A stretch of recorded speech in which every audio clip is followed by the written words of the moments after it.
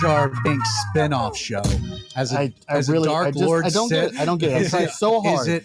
Are we on yet? Yeah, you're on. You're on. I mean, Jar Jar Binks spinoff, Dark Sith Lord that just is like Mr. Magoo and messes everything up. Yep. It would be great. Of all of the Star Wars spinoffs. Anyway, we're live. My name is Zach Adams. Welcome to the Outlaw Radio Show. So glad that you're joining us tonight. We've decided that we're going to just pour it on Creighton and just train wreck the intro to the show every single week. Every week. Good feedback we're getting about this. Anyway, again, my name is Zach. I pastor a church located just outside of Athens, Georgia. The name of the church is Calvary 316.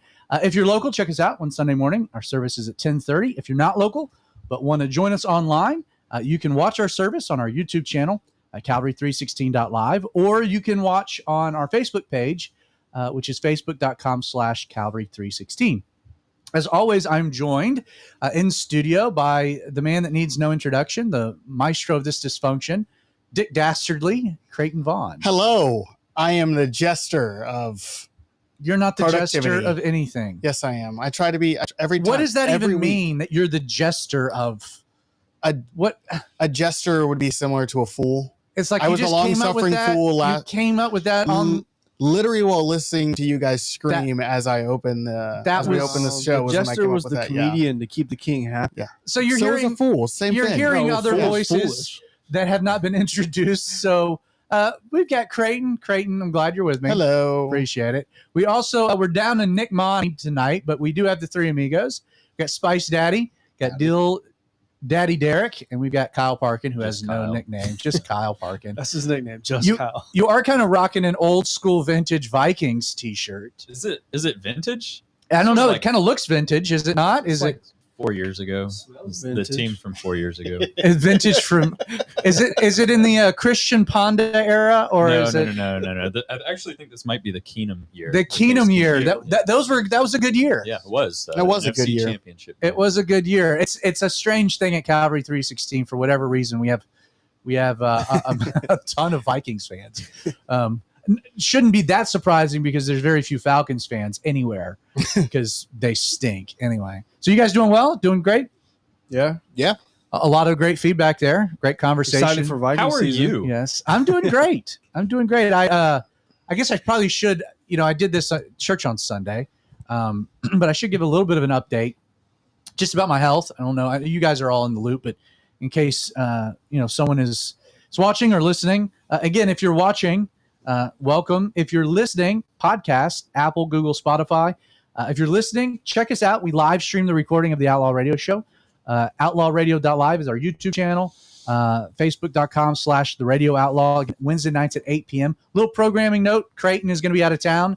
We will not be having an episode next week. You've decided to go to Portland, right? For some terrible reason. I am going to see one of my longest time friends who lives in Portland. I'm going to be spending a little bit longer than the weekend up there with him and his wife, hanging out. Will you be living on the whatnot. street and defecating? I will not be living nor defecating on the street. On the street? Give it a shot. You not if I can help it. You might really like You're it. missing out. You might. Don't knock it till you try it. Yeah, don't talk. Well, you know what? There's something. That's why it's called a porta potty, dude. Come on. a porta It's potty. Portland. Portland potty. Oh, Portland man. potty. You know what they say about Portland? It's where the dream of the 90s is still alive. The dream of the night. Anyway, so my health, as a quick update. So I met with a neurologist about kind of recovery is these arms. I have what's called wrist palsy. So I went to a neurologist I'm doing a lot of therapy, gaining strength, mobility, dexterity. But I did go to a neurologist. He felt very confident that I had what was called ICU neuropathy, critical illness neuropathy, is another name for it. And that has a terrible diagnosis. Like it's the prognosis of recovery is recovery, but it's in the years and not months. Really depressing.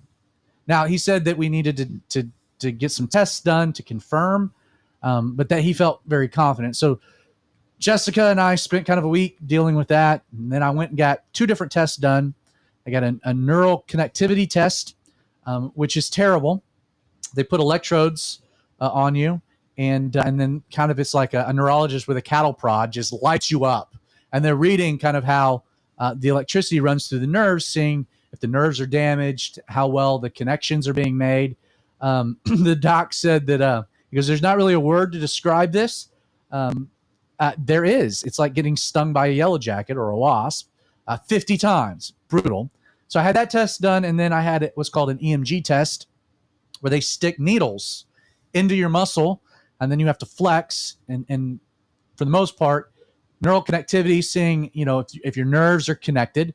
EMG is seeing how much information your nerves are communicating to your muscles. And so they actually listen to the muscle with these needles.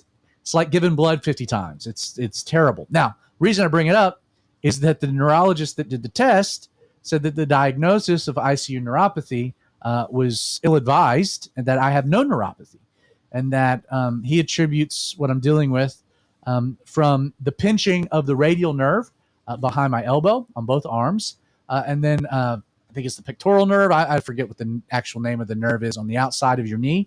And basically, when I was in a coma, the way that I was laying immobilized for a long period of time, it pinched these nerves. But that, again, my recovery would be in months, not years, which was very encouraging. So we're still in the process of figuring all this stuff out. I do appreciate all of your prayers and your love, your support. I continue to pray. I'm getting stronger and healthier. I would have loved if Jesus had just healed me all at once, but I'm not Jesus, and his ways are higher than mine, and he has a plan and a purpose. And so he healed my lungs miraculously. He gave me the strength and energy. My legs came back quick. I'm gaining more and more normalcy. But my hands, my arms are still lagging behind. And he has a plan and a purpose. So I'm getting better. I'm getting stronger. But it's just Jesus healing me a little bit each day and not all at once. And again, he's teaching me a lot of cool things through that. So just a quick update. Didn't want to take up too much of your time. I actually have a little bit more I talk about if you want to check out C316.tv. That's our media hub. In the middle of all of this, I was teaching through Matthew 12. Again, going verse by verse, chapter by chapter. This is not planned on my end. But in the middle of all this, I end up teaching on Jesus healing the man with the withered hand. and just had a totally new appreciation for that miracle with all the things that I've been going through. So that kind of give you guys an update a little bit just on my health and kind of where things are at. Yeah. Again, continued prayers, love, support. But with all that being said, let's transition into the topic of conversation. So the way that this show works is I have no idea what we're talking about. None of these guys have any idea what we're talking about, but Creighton comes in, introduces a topic. It is then my job to turn that topic into a Bible study, or at least some measure of edification. These guys will help me by interjecting their thoughts and asking questions, kind of helping me develop an idea. But we would also encourage you guys that are watching the live stream, you can join the conversation. So if you have a thought or question, something you would like to interject, go to the comments section in the thread on YouTube or Facebook. Creighton, you are monitoring them both, correct? I am indeed. And we actually have our first comment from longtime watcher, Jennifer. She says, howdy. Howdy. And that you'll be in her prayers. Oh, that's wonderful. Thank you, Jennifer. Yes. Appreciate it. And so if they drop a note, you're monitoring this throughout the show, and you'll kind of jump in at different points to kind of add the listener, viewer feedback. And generally speaking, different points is more or less at the end of the show. Unless it's very pertinent to what we're talking about, I generally leave comments to the end of the show, just because not to break up the flow of conversation. If it's, a new question or just your parents dropping in to say hi. Right. Yeah, my family. To be. Yeah, it's actually become an interesting thing that both of my brothers have become avid listeners. Sometimes they watch it. A lot of times they just catch it on the podcast. And so shout out to Nick and Mac. Nick was wanting to be on the show next week, and you decided to go to Portland, so we won't be having a show. He'll be in town. Oh, I didn't realize that was next week. That's a shame. I actually think you're doing all of us a favor. That could have been just a disaster waiting to happen. If there is, let's say, Creighton, that somebody who is like, for example, my youngest brother, we were talking, he has this coworker, and he was asking me some advice on how to address this particular issue. And then he kind of actually cut himself off. He was like, you know what? I need to reach out to Creighton. This would be a great episode of the Outlaw Radio Show. So if someone's watching or they have a question, something that's on their thought, their mind, something that they think would be a good, how can they get in touch with you? What's the right mechanism to do that? Because we've done that in the past. Yes. And that's, again, trying to engage the audience. We need all the topics we can get, right? Yes. And the easiest way to get them to me is to either leave a comment, once again, on either YouTube or Facebook. If you don't want to do that or whatever, you can also email me, especially if you're on the podcast. My email is CreightonVaughn@gmail.com, and I will spell that, and I will leave it in the comments. It's CreightonVaughn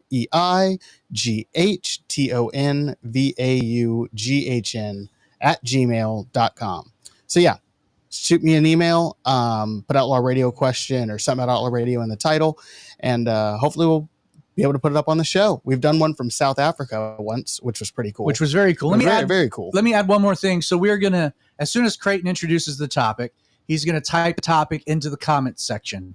I'm going to try to do a better job of just at various points throughout the episode, kind of bringing it back to what we're talking about. Because if you do kind of dive into the show halfway through, sometimes you're a little lost. So I need to do a better job of that. But also the comments section, after you introduce the topic, you're going to kind of type that out so that people have an idea what we're talking about. Yes. Even if they lack the context of maybe the first third of the episode. Yes. It would make it much easier to get into the flow of what we're talking about if you have at least a head start as a diving board, which would be the title. Yes. Let's do that. So What are we talking about? What's the question? So the question today, the short version is, like, what was the Pharisees' deal? Because I feel like the first time we see them, they are all up on Jesus's jock, for lack of a better term. There's got to be a better way to say that. But they are all in his business, and there's not a whole lot of rising action to the Pharisees' hatred of Jesus. It's like the first time we see them, they're just after him. Well, not really. Not really. Maybe I have that would be a good place to start the episode then. Maybe I have a a misunderstanding or a misrepresentation of exactly how that works. Because I feel like the first time we see them is possibly when Jesus is 12 and he's talking to the old guys at the temple, and they're having a grand old time. And I feel like the next time we see them, they're trying to cut Jesus's legs out from under him in front of crowds, which I feel like is a very big difference. Okay, I got you. You know what I mean? Before I start unpacking the Pharisees and before we get into this, just throwing at you guys' direction, any just introductory thoughts about what's the Pharisees' deal? For lack of a better way of phrasing the question. I also kind of agree. I haven't really thought about it as in depth, but it does seem like, I mean, when they're walking through the fields and picking the things, somehow the Pharisees are there like, yo, your boys, look what they're doing. They're not supposed to do this. Like, why are they there? What are they What doing? Translation are you reading out of? Just the Ebonics translation. The Ebonics translation, the Jive Study Bible? New King, Ebonics translation. Yeah. NKE. Yo, what you doing with your boys, Jesus? Yeah. It's like, yo, your boys out here picking wheat. Why are they doing that? Y'all gleaning And some he wheat. was like, okay, if your donkey fell in there, would you get it? And he just kind of left it at that. And they were like, yeah, I guess. That's a great translation of the first 10 verses of Matthew 12. Yeah, see, we get through it quick. That might be a new segment that we can do at church. You know, Derek reading the Gospels. His Instead of mental carrying- understanding of what's going on. Yeah, so it's like, hey, we're going to be in Matthew chapter 12. I'm going to read the text. But before we do, Yeah. we're going to get Deal Daddy Derek's reading. No, we but on should- a serious note, like, yeah, like they always do seem to be there. They're always trying to contradict what he's saying, because some of it was a lot of radical, like saying like, no, I am the way, the truth, and the life in that way. Like, it does seem like they're always there. Okay. And, Spice Daddy, introductory thoughts. I think you gotta come at it from a perspective of they were the guardians of the people of the for, galaxy. for 500 years after the return from Babylon, because they didn't really have a temple or practices, because the ark was gone from that point. All they had was God's laws, and so it quickly delved into over religiosity as opposed to. So we'll need to get into some of the origins. We Right. should talk a little bit about the origins. Kyle, introductory thoughts. My first thought is, and that would be a lack of understanding or remembering the sequence of events, but I would think there would have to be something that Jesus had done at some point that kind of, he said, "I'm God" right there at the beginning when he first started his ministry. If that word traveled quickly enough, I could see how maybe the Pharisees would say, "Oh, hold up, we gotta prove to this guy that he's not God." Because there's a lot of times where it's like tricking him. It's not just going watching what he's doing, but they're setting traps. They're being aggressively trying to prove that he's not perfect or that he's not God. So we'll also need to try to unpack a little bit of the motivation, behind some of their actions, and why there was, I think, an escalation.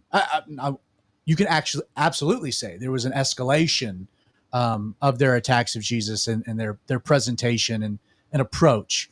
I think that kind of primed the pump. Let's start with kind of origins. Now, I don't know exactly when the Pharisees were instituted as a political party in Israel. Again, no prep time for this. It's getting dropped on me. We do know that at the time of Jesus, there was several interesting things, several different noteworthy developments in the political sphere. As Justin mentioned, coming out of Babylon, you don't have any mention of the Pharisees or their political rivals, the Sadducees, at all in the Old Testament. Nor do you have any reference to the Jewish Sanhedrin, which is also kind of a notable group of people when you get to the gospel records. You don't have any mention of any of those people at all in the Old Testament. Also should point out that you don't have any mention of synagogues in the Old Testament. The concept of a synagogue was something that developed in the Babylonian exile. So for those of you that are not familiar with kind of the totality of the story arc, the children of Israel, kingdom split after Solomon. You had the northern kingdom of Israel. You had the southern kingdom of Judah. God would end up using the Assyrian Empire to judge and destroy the 10 northern tribes, Israel. Hezekiah repented through the ministry of Isaiah. God spared them destruction. But 200 years or so later, under Jeremiah the prophet, you had the Babylonian Empire come in and be God's hand of judgment to the southern kingdom of Judah. They sacked Jerusalem. This is the time period in which a group of choice young men are taken into exile. Daniel, Shadrach, Meshach, and Abednego fit in within this time period. As Jerusalem is burning, Jeremiah writes a little book of Lamentations as he's weeping over the destruction of Jerusalem. So Jeremiah is ministering at this time, writes Lamentations. You've got Daniel, the prophecies of Daniel. Ezekiel will minister. He'll be one of the unique prophets that will minister in exile. So the people were removed from the land for 70 years because they had refused to obey the Sabbath year for 490 years. But then as God prophesied, as God foretold, they were allowed to return after 70 years. And they returned to the land in a few different waves. You had, again, men like Ezra. You had men like Nehemiah, Zerubbabel. A temple was rebuilt. They were given permission to not just return to the land, but to rebuild the temple. It was a shadow of what Solomon's temple had been, to the point that when Zerubbabel finishes building the temple, the people weep because it's a shanty. It was such a poor reflection. Now, over the next several hundred years, a lot of things happen. While they were in exile, other people groups moved into the land, the area. Those people groups didn't leave, aka you have the Samaritans. The Samaritans were a combination of the remnant of the Jews that intermarried with groups of people that were moved into the area. It's kind of the way that the Assyrians operated and later the Babylonians. They would remove some of the population to other areas. They would move other populations into the area. It's just kind of like they stripped people of national pride, national land identity, and just made them Babylonian. So you had a bit of a melting pot, to the point that by the time of Jesus, the area of Galilee, a lot of people don't know this, the region of Galilee, somewhere between 2 and 3 million people in population, was over 50% Gentile. Huge Gentile populations in the region of the Galilee. It was the main fishing commercial area. It was on the main thoroughfare that would connect back to the Mediterranean Sea. The Jordan River Valley gave it deep access down towards even into the northern areas of Egypt. Anyway, so over the 400 years or so between the close of Malachi, the ending of the Old Testament, and then the beginnings of Matthew, or the early revelations of the soon birth of John the Baptist, and later the coming of Jesus. These 400 years of silence, a lot of things happened in the land. Rise and falls of empires. You had the Assyrian Empire give way to the Babylonian Empire. But then after the Babylonian Empire, even while Daniel is in exile, you saw the fall of Babylon to the Medo-Persian Empire. Again, the transitioning of global empires, playing Israel in the land like a hacky sack, just getting tossed between rulers and occupiers. From Assyria to Babylon, from Babylon to the Medo-Persians, from Medo-Persia to Persia. And then from the Persians, you had these interesting conquests of Alexander the Great. You had, the early victories of Sparta in the 300, and King Xerxes, and it gave rise to the Grecian Empire. The Grecian Empire had a lot of focus in the areas of Syria and Israel. There was a lot of conflict between the Jewish remnants. Again, there's still an operating temple, but they're not an independent people. So they're constantly having to kind of barter between some type of national sovereignty, but interacting within an occupying power. Greece, Antiochus Epiphanes, there's a whole lot of history and story. Segueing from Greece to then Rome. Rome came in and became the main power broker 100 BC onward, taking over the area from Greece, instituting their own policies. Now, one of the things that made Rome different than, let's say, Greece, is that Rome had a different strategy in how they governed the people, how they ran the empire. Rome was very much content with allowing individual sovereignty to exist, national sovereignty to coexist under Roman occupation. They were completely content with letting local people govern local municipalities as long as they submitted to Rome, supported Roman troops and Roman authority, and Roman taxes. And subsequently, Rome included them within the empire. The infrastructure improved life. Roman roads, Roman aqueducts, the infrastructure that they created, some of the great port cities from Caesarea Philippi onward.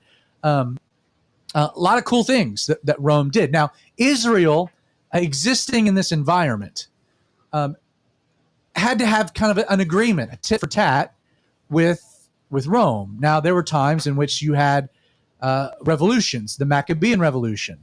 Again, I don't ascribe to the Apocrypha, some additional biblical manuscripts included in the Catholic Bible, but they do provide us some interesting history of some of this time period where Judas Maccabeus leads a revolution against Rome, and that gets squashed. There was always this battle between, self-governance, dealing with Rome, trying to be at peace with Rome, trying to do our own thing. And that gave rise, interestingly enough, to what was known as the Sanhedrin. The Sanhedrin was a ruling party of 70 plus one, which would include the high priest. Rome, again, was content to let the Jews govern the Jews with everything but capital punishment. That was a right that got stripped. I believe it was in 6 AD. They were stripped of the right of capital punishment. Later on, there was, you follow the Herodian dynasty. Herod the Great ruled the area. He divided the region into three, what would we call it, Trekarch, a threefold kingdom. Something like that. So there were three different kings. You had Philip, you had Antipas, you had another one. Anyway, there was a lot of conflict, a lot of problems with that. So Rome actually came in and installed a governor. Like, the Sanhedrin still had ruling authority, but because they couldn't get their crap together, Rome instituted a governor. His name, again, biblically noteworthy, is Pontius Pilate. A lot of this stuff is happening, and this is my point, geopolitically, during this segue. The Sanhedrin's made up of 70 plus the high priest is the tying vote. During the time of Jesus, there was actually two high priests, Annas as well as Caiaphas. Again, that's its own backstory. You want to talk about a cartel? They were a cartel. But in the course of time, you had these two political factions that rose up within Israel. You had a very liberal wing of Judaism known as the Sadducees that were not the majority. They were a minority, but they were a vocal minority.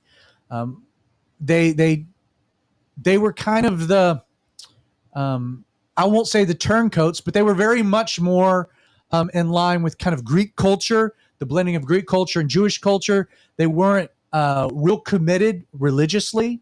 They didn't believe in a literal reading of the Bible. They didn't believe in miracles. They didn't believe in resurrection. On the other end, the more popular party, predominant party within Israel was the Pharisees. Again, a political party of the religious establishment, making up the Sanhedrin. The Pharisees were the Bible geeks. They were the fundamentalists. They were faithful, zealous for the law, for the Bible, the Old Testament, for upholding the principles of the law. Pharisaical traditions, the development of the expansion of their understanding of various commandments. Most notably, you'll find within the Gospels, they expanded the definition of what it meant to keep the Sabbath holy, of what it meant not to work on the Sabbath. They were very big into the temple. They made all kinds of sweetheart deals. Herod the Great took Zerubbabel's temple, made it one of the seven wonders of the ancient world. Again, their power, authority, prestige, role was dependent upon political peace and stability. But they were also religiously pure, the Pharisees. Don't have a whole lot to say about the Sadducees. They're not a big player. Another group of people that you'll find within the scriptures associated within the topic is what's known as the Scribes. The Scribes and the Pharisees. And the Scribes were largely apolitical. But you think of them more as the lawyers. They were kind of a judicial branch. They called the balls and the strikes. They interpreted the law. They didn't have necessarily a political bent, left or right. They just kind of sat in the middle, the arbitrators. Again, they were the umpires of the day. Now, as Justin mentioned, and this is true, that, our first mention of the Pharisees isn't actually within the ministry of Jesus. The first mention of the Pharisees, the religious authority, the scribes, is the ministry of John the Baptist. That we're told that during John's rise of popularity, that a delegation from Judea, from Jerusalem, came down to Jordan to hear what John was preaching. I mean, this wily prophet, after 400 years of silence, this prophet comes onto the scene, and these guys go out to evaluate, which, as Justin mentioned, was part of their responsibility. Their responsibility was to kind of act as the gatekeepers, the guardians of the galaxy. They were the religious right. They were the purebreds, and they wanted to safeguard the people from heresy or from wildly influences. Scribes are calling balls and strikes. The Pharisees have more of an agenda. So they go and they evaluate John's ministry, and then very quickly, John's ministry, again, if you're a student of the scriptures, segues to Jesus.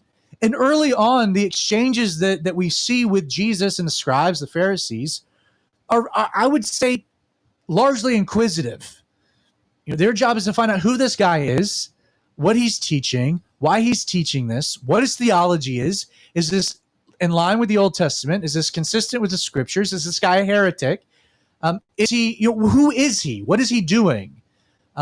Should he be discredited, or even worse, arrested? Should action be taken? To a large extent, there was a responsibility from the Pharisees, and maybe I'm giving them a little bit too much credit, but to protect the people from heretical influences, which during that time, there had been people that they had gone after, the people that had led them into great conflict with Rome, which had caused them to have rights stripped, had prompted the strong arm of Rome to crush back onto the people. They're trying to keep things at peace, trying to keep a population. And you got to remember, even during this time, you had what was known as the Zealots. In fact, one of Jesus's apostles was Simon the Zealot, or translated the Daggerman.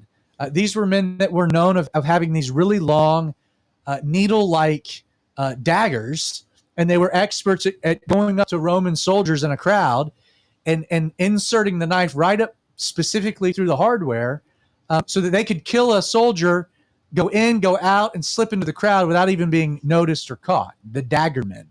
I think of Arya Stark, in Game of Thrones, just the cold-hearted assassins.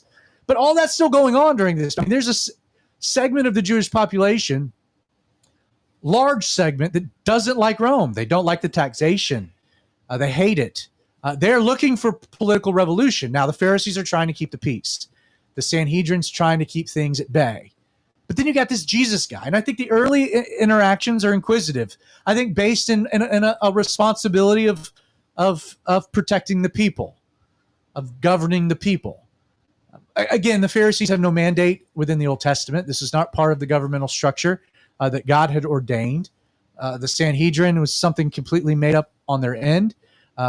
These political factions, nothing mandated in the Old Testament.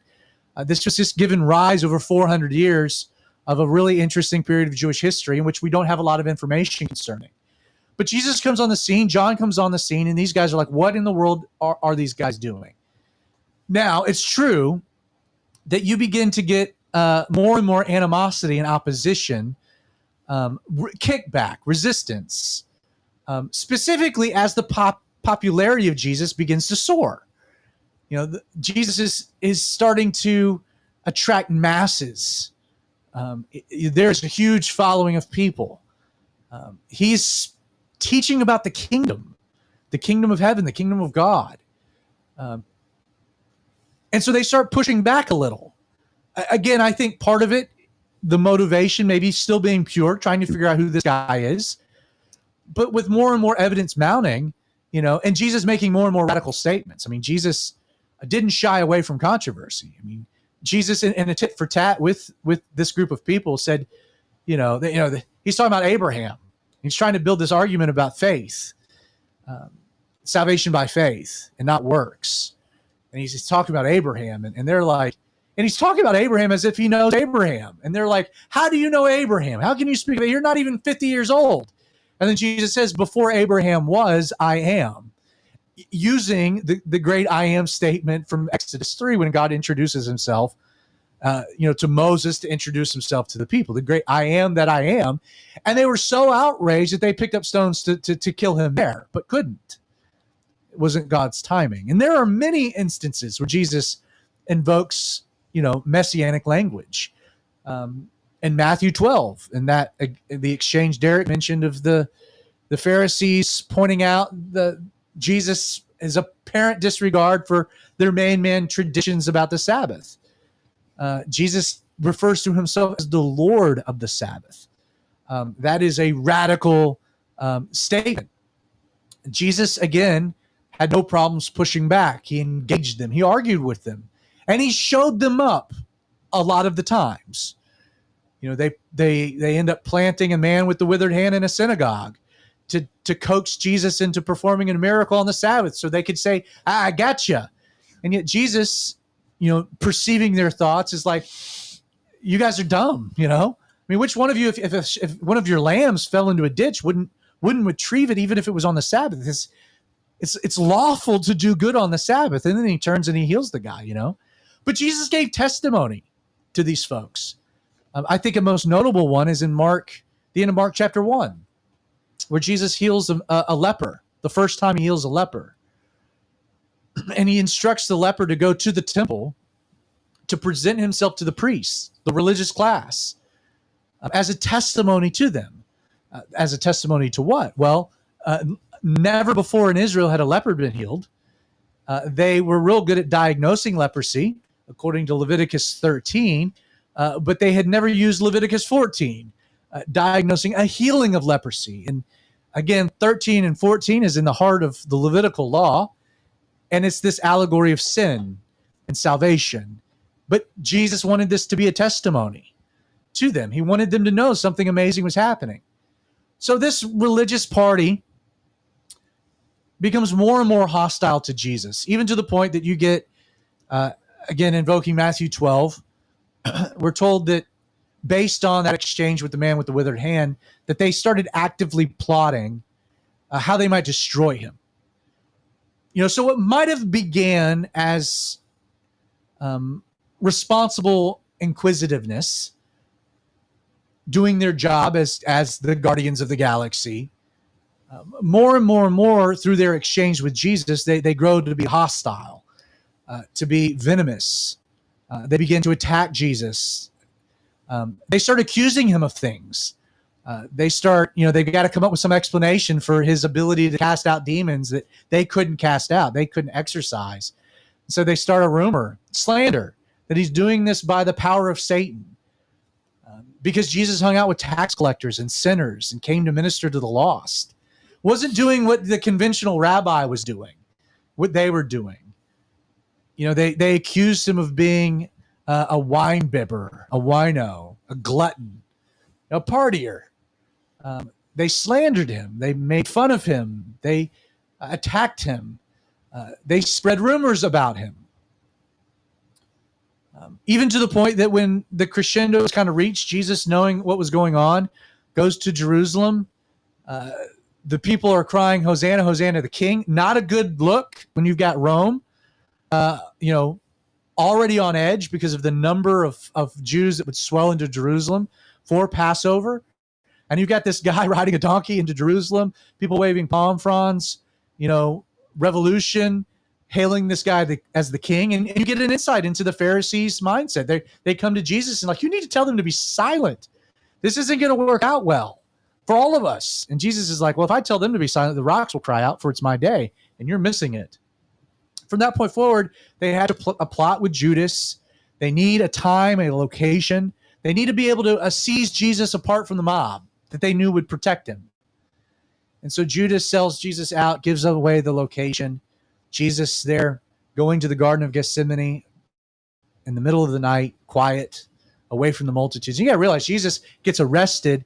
He's tried and executed by noon before anyone knew what in the world was going on.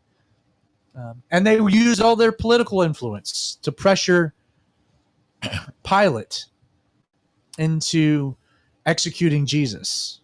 Pilate famously washing his hands of the death of this innocent man. But the Pharisees don't end as a story there. In fact, not all the Pharisees, even at that moment, are evil or even on the wrong team. In fact, there were two notable, very notable, famous Pharisees, members of the Sanhedrin, a man by the name of Nicodemus and Joseph of Arimathea, who used their political influence to go to Pontius Pilate and say, let us retrieve the body and give him a proper burial. Two converts. Again, John chapter 3, Nicodemus coming to Jesus, wanting to know about the kingdom, and what would it require to be saved. Not all the Pharisees were out for Jesus' scalp. There were some good men. Now, the Pharisees continue as a storyline because then Jesus rises from the dead. They get paid off by the Pharisees, the soldiers, to concoct a story that the body was stolen. They're trying a cover-up that doesn't work because Jesus appears to over 500 people. You can't hide.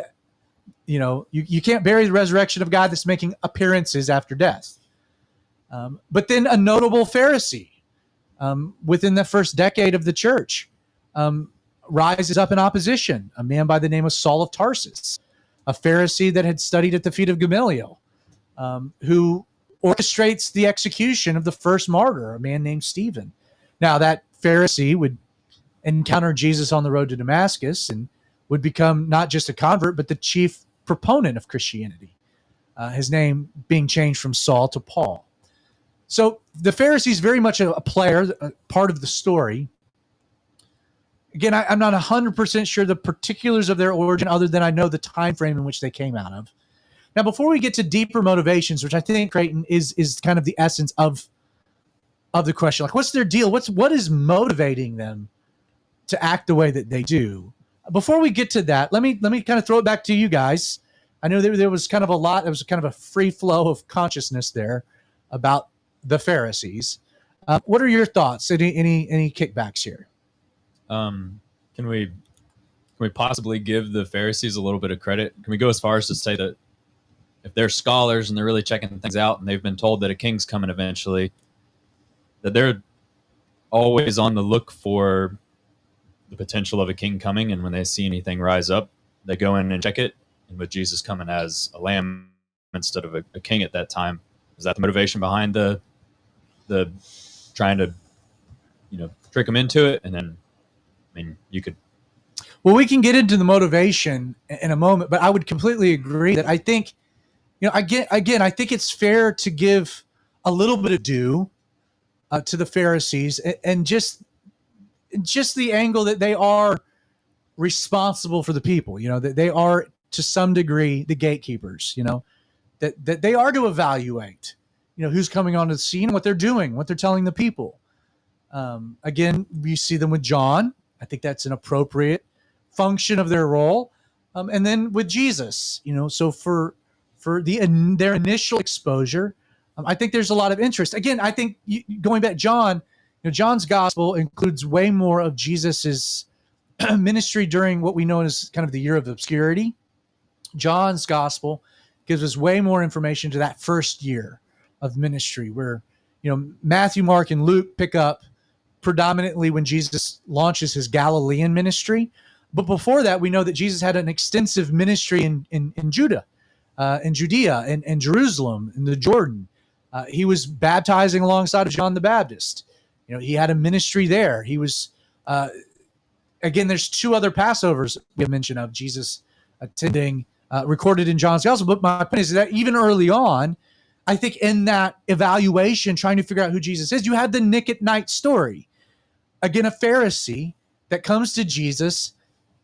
He's not trying to draw attention. He comes at night. Now you could say, well, he's not wanting to be associated with Jesus, or maybe he's just trying to find a quiet time to have a serious theological conversation, But he comes and he has an exchange with the Lord. Again, completely within line of, I think, the functional role, the responsibility that these men had. Again, not a responsibility that they were per se given by God, because we don't have their ordination articulated within the Scripture. They're not an office. Prophet, priest, and king are the three ordained offices that God instituted. The prophet was to speak, was to be the mouthpiece for God to the people. The priest was to represent God, represent the people before God, and the king was the reach of God's authority over the people. Prophet, priest, and king. The Pharisees are none of the three. You have the priests sometimes being Pharisees, but not all Pharisees were priests. In fact, not all Pharisees were Levites. Some of them were, but not all were. Again, most notably, Saul of Tarsus was from the tribe of Benjamin, and was not part of the Levitical order. So again, I do think it's fair to give them their due that initially they're like, what is this guy? What is going on? Who is he? You get that exchange where they come and they ask of John. They say, are you the Christ? Are you the prophet? Are you Elijah? And again, that gives us insight into what the Jewish leaders were looking for. They were looking for the Messiah, someone that they viewed to be a political leader. To the third, they were looking for Elijah, because Malachi prophesied that Elijah would come before the Messiah, would be the forerunner. They were also looking for, and this is a whole nother conversation, they were looking for what's called the prophet, which again finds itself rooted in, I believe it's the end of Deuteronomy, where Moses produces a prophet greater than he. Evangelicals, we have the understanding that this is the dual ministry of Jesus, that Jesus came as the Messiah, but the Messiah had two roles. First coming as the prophet, spiritual leader, bringing about a spiritual kingdom, and then later on in a second coming would be more of the messianic, kingly attribute of establishing a rule and reign in Israel. But they were looking for three different people, which is why they come to John and they say, are you the Messiah? Are you the prophet? Are you Elijah? And he's like, no, I'm none of these. Jesus would later say of John that he came in the spirit and power of Elijah. So again, I think they had a responsibility. I think they were on the lookout. I think that they were evaluating Jesus. Now, at some point, things take a hard right. Before we get to that, you fellas, Dill Daddy, Spice Daddy, y'all got anything? Just kind of going off of my modern experience. You do. You have an interesting background into Jewish culture. Yeah. So like just being around, I guess, for lack of a better term, the modern Pharisaical, known as the rabbinical order of things, like Orthodox Judaism. Orthodox Judaism, but you have a rabbinical like leadership yes. in the state of Israel, and really in Judaism as a whole. And I don't know if this applies to the past historical aspect of it, but there's a concept now of they're looking for two different messiahs, Mashiach ben Joseph, or Yosef and Mashiach ben David. So one coming as a conquering king and one coming as a lowly servant kind of thing. And so I don't know the aspects of that back then, but even till today, you keep using they're still looking for a Messiah, right? They still are, and yeah. they've had a few that they thought were it, and then they died, and nothing ever changed. So they're still on the lookout.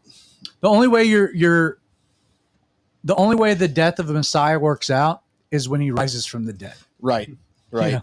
And that becomes a validating principle. Yeah, and there's a couple of cool like organizations like Jews for Jesus and stuff that kind of they work towards showing who the Messiah is to their people. There's a rabbi in Israel that is the chief spokesman for Pepto-Bismol. His name's Rabbi Ben Crappen. I knew this was going to be a joke. Man, I just came up with that just right there. I mean, that was excellent. But I think it like just what's really cool. You kind of get a taste of what they were going through back then, the Jews that became Christians, there's a good, it's on YouTube. It's called One for Israel. And you can watch like a bunch of white chair testimonials, kind of like the I Am Second videos of like Jews. They're telling their testimonies. And it's just Right. like, yeah, That's awesome. and just like becoming a completed Jew, I guess is what they would say. But it's just, I kind of wonder if they were looking for the three people, but did they have that concept of the two different messiahs? I think back so then? with the Christ and the prophet. I think that's the Right. indication. And of that. I know they were looking for a conqueror to save them from Rome, but So getting to motivations with the time that we have left, which is, I think, and again, I hope a lot of the background context gives a little bit more insight to validate, I think, what is kind of a difficult question, because we're not specifically given their motivations. It's not like I can point to chapter and verse. So it's more of Right. kind of There's no first person POV of a Pharisee talking about their motivations. Well, yes. Now I will. The closest that we can get to it is, what motivated Saul of Tarsus, and his animosity, venom towards Jesus in the church, and what was happening. He, in his own testimony, and I believe it's Philippians 3, he goes through, I was a Pharisee of the Pharisees, a Hebrew of Hebrews. Concerning the law, I was zealous.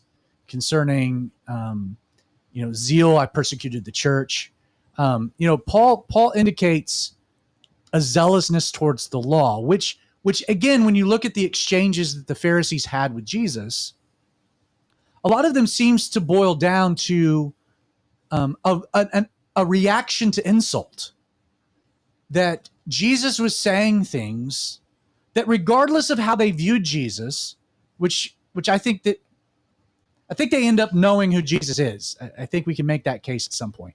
But they end up in a dynamic where what Jesus is saying to them was offensive to something that's very deep within human people, especially this group of people, and that is their sense of morality, their sense of moral rightness. If you look back to the reasons why God judged the people using Babylon, you can really point down to the fact that they had not given due regard to the Sabbath, hence the 70 years. They hadn't obeyed the Sabbath. By that point, they hadn't given mind to the temple. The temple was so a place of a lot of sacrilege, and just really grotesque practices. There wasn't a lack of that moral standard, and not only that, but they hadn't really obeyed God's commission and command to remain set apart and holy. They had intermarried with the Gentile nations. They had played the harlot with peoples that they were supposed to remain apart from.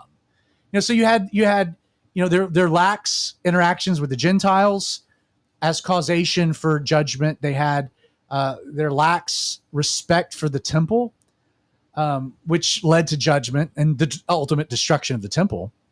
And then you had their lax disregard for the Sabbath, again contributing. In fact, Nehemiah kind of brings these things up. If you want the actual last written word of the Old Testament, you would go to Nehemiah the prophet, and he cautions on these three things. These are three things that were important. Now you get to the New Testament. What's interesting, and the reason I bring it up, is you get to the Pharisees, and what three things did the Pharisees just have? They were bent out of shape about.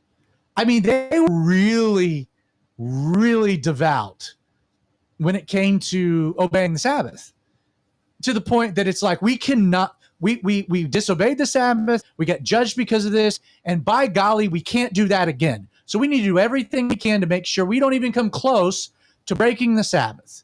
So they defined work. They added to the Bible all these things that were not in the Bible to safeguard against sin. Again, legalism so often is when we add things to the Bible to safeguard from sin. The problem is that it distracts us from Jesus and a Savior, because it builds up our own moral sense of morality and moral standing. So that's why you see the Sabbath. They constantly are going after Jesus about the Sabbath, as noted earlier. Additionally, they were geeked up about the temple. In fact, one of the most provocative things that Jesus says that they just really didn't appreciate is when he's like, yeah, this temple is going to be destroyed, and in 3 days I'll raise it up. And they're like, it's taken 70 years for us to build this thing, blah, blah, blah, blah. Now, obviously, Jesus was speaking of his body being the temple. But that temple, that Herod's temple, it had become a symbol of dead religion, dead religious orthodoxy. It was lifeless.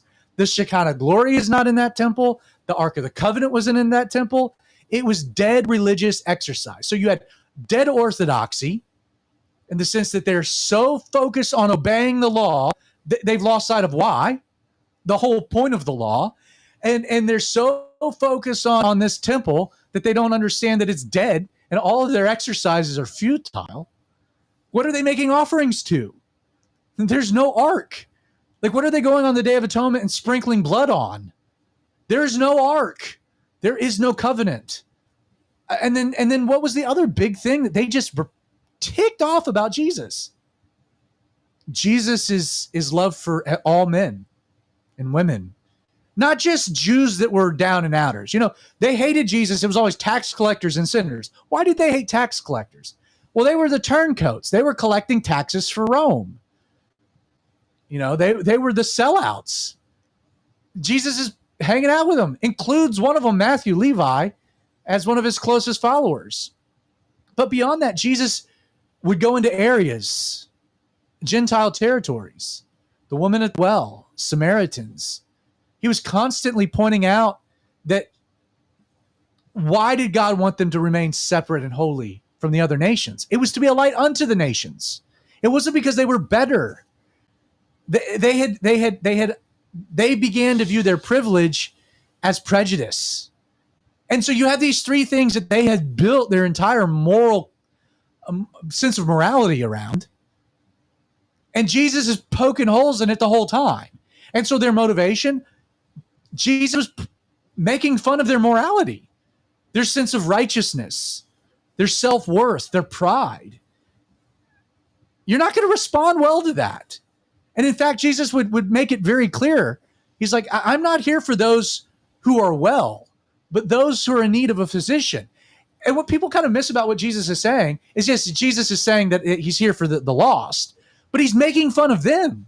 He's like, oh, you guys are so well. You're not in need of salvation. You're not in need of a physician. He's saying you're blind. You've missed it. And so part of their motivation and for the venom that they have towards Jesus is that he specifically attacked the very fundamental thing that they had based their entire morality on, their religion on, their status amongst the people upon. I think they also were ticked off because Jesus embarrassed them. Jesus was so good to people. He ministered to people. He loved people, all kinds of people, to the point that he had great multitudes, and they were jealous of that, of his influence, of the power that he was wielding. And then speaking of power, ultimately, Jesus was a threat to their relationship with Rome. I think at some point they reached a conclusion that Jesus is the Messiah, but he's not the Messiah they want. And in fact, he's a threat to their deal with Rome, their money, their power, their influence. And if we can bring it home, it's kind of why it's kind of the same reasons that most people today reject Jesus. People that know who Jesus is, have evaluated Jesus for themselves and know, but they still reject. Why? Well, because he's a threat to their moralism. You can't accept a savior if you're not willing to admit you need to be saved. I don't think it's just a threat to the moralism. I think it's a threat to their identity. Because their connection to the Pharisees world. built their whole identity on the law, and yes. he came in and destroyed all of that. And that's what he does. He destroys your identity and turns it into himself. Right. He says you need a new identity. Your identity falls short of the glory of God, and I'm here to give you a new one. But unless you're willing to concede that there's something wrong with your identity, a lot of people get tied up in an identity and they're not willing to surrender that identity to Christ. No, that's scary though. It can be scary. Like, you build your identity on one thing, and then somebody comes in and just completely destroys it. What do you do then? You either start over again or let somebody else give you a new identity. Impart a new identity. It's You're right. the I mean, that's essentially the central problem with people who say, oh, I don't need to change. God loves me the way I am. Right. You ever heard people say that? Oh yeah. Plenty of time. The problem is that, yeah, he loves the way you are. Wants you to be better. He wants you to be Stop better. doing what you're doing. Well, I mean, bro. every encounter you see in the Bible, when an encounter with Jesus, it changed you one of two ways. Either completely changed you or made you so angry that you rejected him. Yeah. Which we see again with the Pharisees, kind of the topic of conversation. But again, you can also say, as a way of application, aside from identity, and again, and beyond identity, which again is such a broad, it gets all kinds of relevant applications to it. But like people's religiosity, these men were the experts in the Scripture, and they were pious for the law. But they failed to understand that all of that was to bring them to Jesus. It was all to reveal a need for a Savior. They got so focused on doing the right things, they forgot about the Christ, about transformation, about life, about people. You see so many people today, religious people, that hate Jesus. They'll never say that, but they hate grace because it strips them. Religion gives us a ladder to climb, and then that gives us a basis of comparison. A lot of times when people say I'm a good person, what they're really saying is that I'm better than you are in the eyes of God because of I do these things and I don't do these things. I do things that you don't do, and I don't do things you do, and that makes me better than you. But at the foot of the cross, there's no ladder. The idea of grace is that there is not a ladder we're climbing. There's a cross in which we all kneel down in front of. I can't compare myself to anyone but Jesus. And if you're not willing to do that, then you lash out at Jesus, the standard. But then, again, in way of application, power. The Pharisees like to have control. They had control. Man, the system was working out really well for them. They had power over the people. They had a sweetheart deal with Rome. They were making money, a hand over fist. They had a racket. Again, Jesus attacks that racket twice. One time he goes into the temple, he sees the money changers. And he takes a rod and he drives them out. Another time he sits there and fumes and weaves a whip. Both instances, saying, my Father's house shouldn't be a house of den of thieves. Not exactly an olive branch to the religious establishment, but he was a threat to their power. And I think they even knew at some point who he was, and they did what they did anyway because they didn't want to give up control over their own lives. And when it's all said and done, that's why a lot of people reject Jesus too. Why a lot of people resist him, people lash out at him, because Jesus is fundamentally a threat to your power. There's only one throne. Either you sit on it or Jesus does. But Jesus, it's not a dual kingdom. So Creighton, does that get anywhere close to the kind of the direction that you were wanting to go tonight? Yeah. I mean, it's never exactly where I want to go tonight, but it's always a good thing. So yeah, Okay. that was great. Well, do you have any I thought it was very good. follow-up questions, anything on the old computers? We have Colette, who just said brood of vipers, hypocrites. I think that was in response to you asking what the Pharisees were. She was referencing that, which is I love the term brood of vipers. And I'm actually going to be great teaching one. on that next Sunday. Oh, huzzah. Brood of vipers. Yeah, but that's it. Oh, we get to be a snake handling church? Yeah, I can go, no. we can go find some. No, that's not quite the direction. You know where snake handling comes from? That Yeah. one Malta. The Yeah, island Malta. where Paul Yeah. is collecting sticks and gets struck by the viper. Deal Daddy, you got anything? You've been kind of quiet tonight, just kind of rolling. Just rolling. Kyle, you got anything else? I do actually. All right. Just when this question gets first, like, when it was first introduced, I had two thoughts. One is the direction you went, where like there was the background to it and everything. But can you at least address the other thought that came in my head, which is, are the Pharisees just acting as pawns of Satan? Like, is there just you can say that's stupid and no, but is there some validity to that side of things? That's a good question. We got another hour. Right. Do we have another hour? No, we don't have another hour. But again, it's interesting. Brood of vipers. Jesus calls them a brood of vipers. And again, you got to realize how provocative that statement is. Again, a brood is children of vipers is what Jesus is calling them. But within that religious culture, they completely understood the imagery he's invoking. Because who was the great enemy? The great serpent of old. The great serpent, the dragon, the viper, the snake.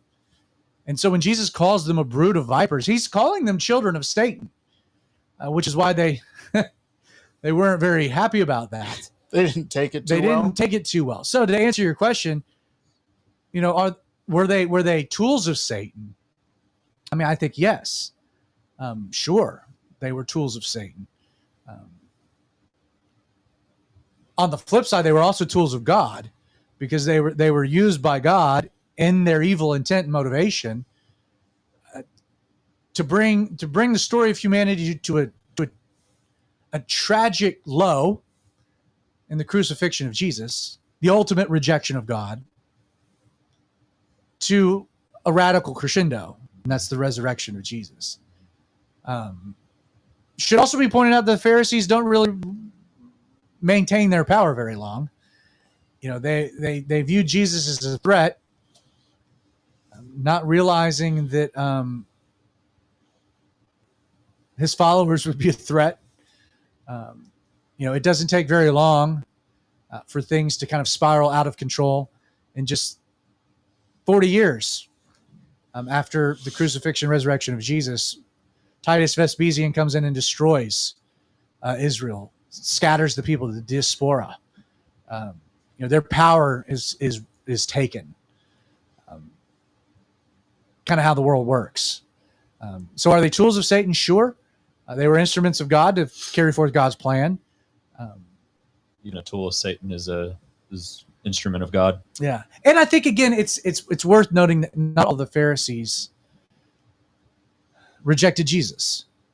In fact, there's a passage, the first couple chapters of Acts, when we're getting kind of waves of converts, where we're told a great many of the priests, gave their life to Jesus. And of that class, you have Nicodemus, Joseph of Arimathea, but you had others, that saw all of this for what it was. And again, the resurrection was something that was not that was undeniable. And that really put people into a really radical place where they had to make a strong decision. So, I think everybody that ends up in hell was a tool of Satan at some point. If you reject Jesus, you will always be hostile to Jesus or the followers of Jesus, in some regard, in some way. Especially if the light. You're either drawn to the light or you're repulsed by the light. There's really not a middle ground. And Jesus said, "You're either my friend or you're my enemy. You're either with me or you're against me." And so there's really not much ground for neutrality. And the Pharisees definitely picked a lane, and they were judged accordingly. So that kind of gets to your question. Absolutely, 100%. All right, well, guys, anything else? Creighton, thank you so much. I'm good to go. Once again, my name is Zach Adams. So glad that you joined me on the Outlaw Radio Show. Again, if you're listening on the podcast, Google, Apple, Spotify, check out the live stream Wednesday nights, 8 p.m. We live stream the recording of what you're listening to, so you can put a face to the voice. And you can also join us live, so you can interact in real time as the episode unfolds. If you are watching, again, check out the podcast. Easy way to pass along the audio to folks. A lot of times people, it's easier to listen to something than it is to sit down and watch it. And so the podcast, a great following on the podcast. With all that being said, we will not be, again, next Wednesday, we will not be here. We're taking a week off, but we will be back the week after. So with all that being said, much grace, God bless, and we'll see you guys in 2 weeks.